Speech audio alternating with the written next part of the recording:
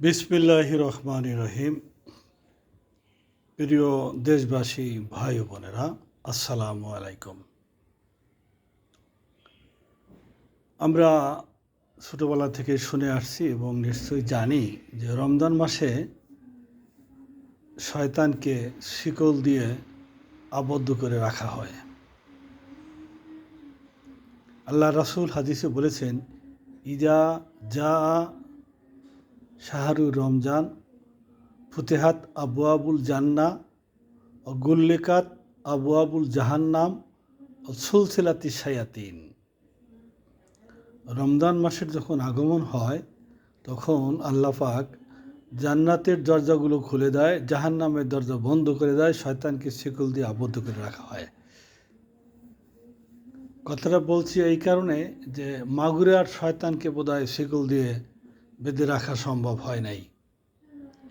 মাগুরে আর যে শয়তান, এটা বোধহয় যেভাবে হোক না শিকল বান্ধা ছিল না, অথবা শিকল থেকে শিকল ছিঁড়ে বের হয়ে গেছে, জানি না।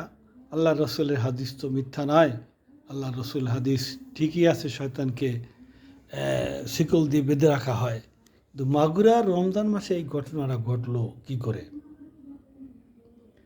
এরকম ঘটনা শুধু মাগুরাতেই ঘটে না, বাংলাদেশের বিভিন্ন প্রান্তে যুগ যুগ ধরে ঘটে আসছে।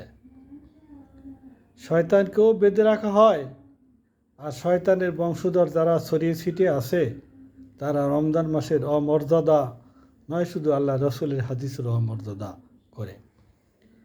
এই যে মাগুরার ঘটনা, এটা পাষাণেরও চোখে পানি চলে আসে, শরীরের পশম দাঁড়িয়ে যায়। ঘটনা মাগুরার, এই 7 বা 8 বছরের একটা মেয়ে।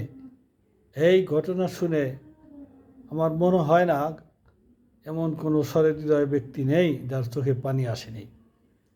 আর এই ঘটনার সাথে রক্ষক ভক্ষক হয়েছে। সে তো একটা নিরাপদ জায়গায় ছিল, নিজের বোনের বাসায়, নিজের বোনের বাড়িতে। বোন যে কোনো প্রয়োজনে হোক বাড়ির বাহিরে গেছে, এই ফাঁকে সেখানে ছিল কে? বোনের স্বামী, ওর ভগ্নিপতি, ওর বোনের শ্বশুর, বোনের শাশুড়ি এবং বোনের ভাসুর। তাহলে এই ঘটনার সাথে 4টা লোক জড়িত। অলরেডি 4টা লোক অ্যারেস্ট হয়ে গেছে।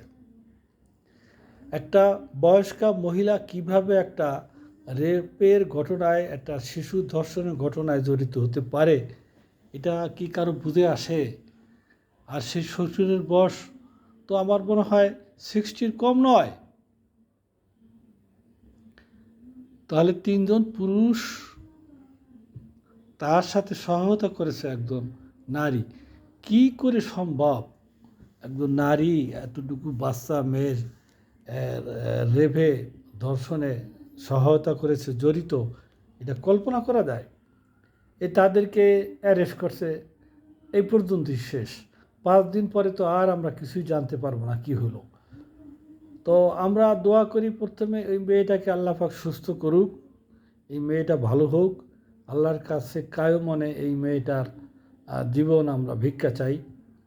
তবে এটা মুসলিম পরিবার না হিন্দু পরিবার আমি পরিষ্কার হতে পারি নাই।